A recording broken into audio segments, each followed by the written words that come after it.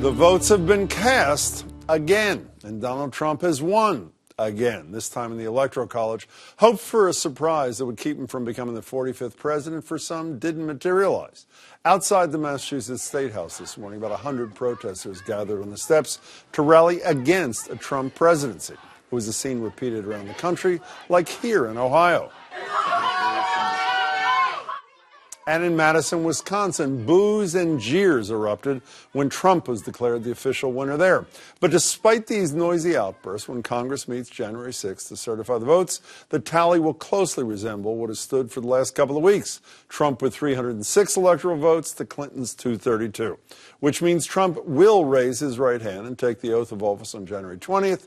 But will Donald Trump still be fighting the L word in some quarters? Legitimacy. In the popular vote, Hillary Clinton has a lead of about 2.6 million, and members of his own party are asking for a select committee to investigate the CIA's finding that Russian hacking was intent on helping him get elected. This is serious business. If they're able to harm the electoral process, then they destroy democracy, which is based on free and fair elections. A Wall Street Journal NBC poll finds that 50% of Americans approve of the way Trump is handling his transition to the White House. That sounds pretty good until you see that Barack Obama was at 73%, Bill Clinton at 77% at this point in their transitions. And 55% are concerned about hackers tied to a foreign government trying to influence the election. And something like this certainly isn't going to help much. Donald, I want to state officially that we in Russia are so happy that you are U.S. president. Oh, thank you. We think you are the best candidate. Sure. The smartest candidate. No doubt. The Manchurian candidate. I don't know what that means, but it sounds tremendous. But as we've seen with Trump's thank you tour, he's got thousands, even millions of fervent supporters. Here to talk about how he harnesses that energy to move his agenda forward are Michael Astrew, former commissioner of Social Security, who worked on George W. Bush's transition. Good to see you, Mike. Jessica Taco, a political consultant here in Boston, who's an advisor to the Trump-Pence transition team. Good to see you again, too. And Steve Kerrigan, president of the 2013 Presidential Inaugural Committee, and fine to see you. Nice to see you. So even though it's official today, in light of how long it took, well, I don't know if they've ever gotten over it, the Gore-Bush thing, which was only a half of a percentage point as opposed to this, are we going to hear 4 years of Donald Trump is illegitimate from the Democratic Party? I mean, we heard 8 years that Barack Obama was illegitimate from the Republican Party, or some folks. I do think there's a lot of people who are, dissatisfied, upset. A lot of folks who are, rather than looking inward as to what might have happened in our party, they're looking outward.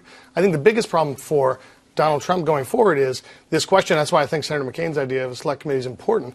This question that some news reports have said that Russian folks or folks within the Russian government talked to the Trump campaign or people close to Trump before the election. If that is seen to be true at all, I think then he has a real legitimate problem. So it's sort of like the Democrats are out searching for anything they can find to prove him to be 17 illegitimate. intelligence agents. No, 17. No, but none of those intelligence agencies suggested there was any involvement in the Trump campaign. That's all I said, Jim, was if that news report is found accurate, then that's a real issue. But I think we should. So, Jessica, before you respond to this, I'm going to give you some good news to begin with. Here's the Democratic mayor of Boston on our radio show at the end of last week. Here's Marty Walsh. Donald Trump won the election. He won the election that's set up in this country the way it was. He got the most electoral votes in those states that he needed to. If there was a concern about the presidential election, the Democrats should have made that concern the next day after the election. So he's won, but this 50% number that I mentioned a couple of minutes ago, only 50% of the electorate are content with how he's leading the transition is not a terrific number to start this process with, is it? I don't think that that's necessarily relevant. I think what he's going to be judged on is his presidency and whether or not folks have jobs, whether they have health care, and whether they have homeland security and safety. What I like to see is the Democrats, quite frankly, focusing on your party, looking introspectively at what's happened to the Democratic Party. At this point in time, the party has fewer governors, fewer seats in the House and the Senate than they've ever had before in state legislatures. The Democratic Party needs to sit and do some soul searching about themselves. We can do more than one thing. Donald Trump. I want to get to what the Democratic agenda is. Focus on the future, not the past. If there is one. I just want to stay on the present for a second before we get to the future. A lot of people believe that one of the reasons Donald Trump has been the lone holdout on should there be an investigation on this Russian hacking thing is because of his fear if they come up with something that it's going to feed, even if they don't come up with all that Steve is talking about, it's going to feed the notion, well, he is an illegitimate president because Vladimir Putin tried and succeeded in helping to get him elected. Does that not make some sense to you? Well, it makes it, but a lot of things make sense. It's very hard to figure out what's going on in the president-elect's brain. Part of it may just be a desire for consistency. He poo-pooed this during the campaign. You know, is it really worth doing a flip-flop on? I don't know. I don't know what's going on. He said at a debate that the Russians maybe could find her 30,000 missing emails. No, but that was a joke, and probably a very effective joke. I missed the joke. Yeah, okay. no. Your joke on consistency was a joke. Because I think actually more devastating to Secretary Clinton than all the signs of infighting and prejudice and incompetence that came out from the emails. I think the fact that it reminded the public how easy it was to get emails because the Russians went in and got them all from her main allies, and that she was still not coughing them up from her time as secretary, when those are really the people's, that was really the people's information. Yeah, do you know, I mentioned last night you're very close to the Pence family, and you've obviously done work with the governor, soon to be vice president.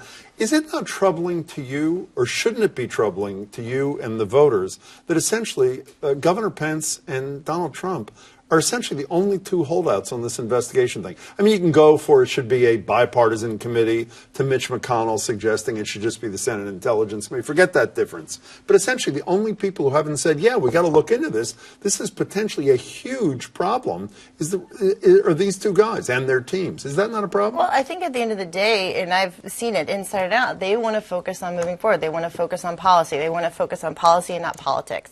So it's healthcare. But election tampering is not something the president-elect and the vice president-elect should worry about? They haven't been, no proof has been officially put forward. If you're looking at these emails that were leaked, whether or not it was Russia, the information in those emails has not been disputed.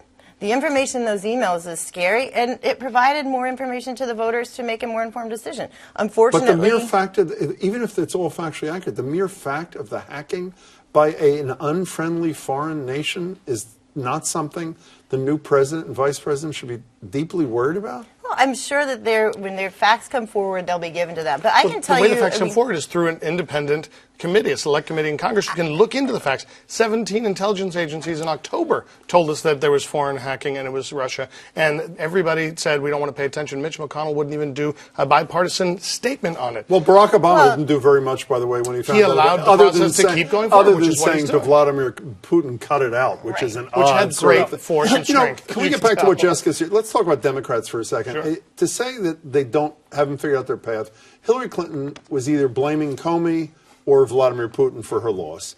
Bill Clinton is in a story talking about angry white men voting for Trump and saying he didn't have a landslide. I had a landslide when I won. He won with 46%, which is exactly what Trump said. Is this said. the way to work for? I mean, is it not time for the Clintons to sort of go away? Of course, look, we're going to look just as the Republicans did 4 years ago. They took to March to release an autopsy. We're going to take some time to look at our party. We're also in the middle of switching a chair, as the Republicans are. We're going to take time to do it. We've got to look at our party. As the Russians are? I think autopsy is the wrong word. Autopsy is the wrong word, I think. Well, that's what word your party used 4 years ago. Well, give some advice to the people in the other party. You brought it up before. What should they be doing? What should the Democrats be doing right now? They need to focus on policy and not politics. The Democrats have. Look, I'm a Republican. I mean, we did that for 8 years, and you guys just stopped us every step of the way for politics.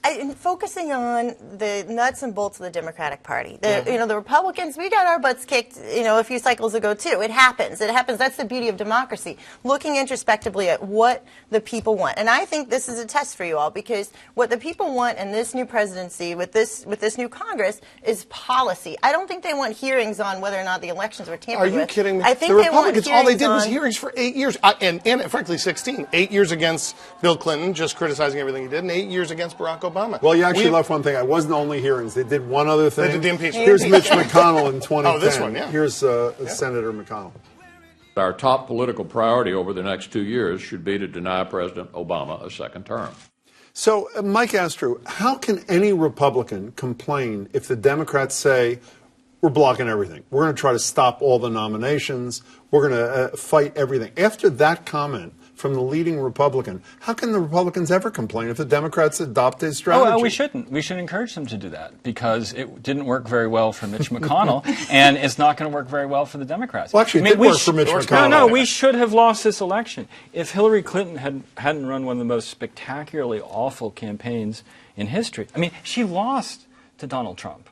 And Trump, by every historical measure, should have lost this election. So, you know, the fact that Republicans engaged in this kind of recalcitrance, we didn't succeed with the American people. The American people want to see more bipartisanship. They want sensible things to happen. They don't want to veer far to the right. What's the evidence in this set of cabinet appointments that the president wants bipartisanship? I didn't say that he did.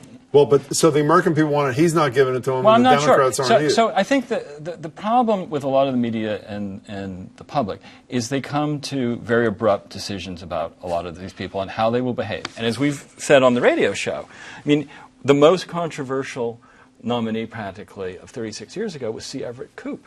And he's the one that took the lead on smoking. He's the one that turned the government around on HIV. He was a great man. So I think you have to wait and draw judgment on a lot of these people. I have some people in this group that are just getting horrible publicity now that I think are actually probably going to be pretty good in their roles. But we have to wait and see. We'll have you back in January. Mike, nice to see you. Great to see you. Thank you. Be well. Yeah, always a pleasure. Great to see all three of you.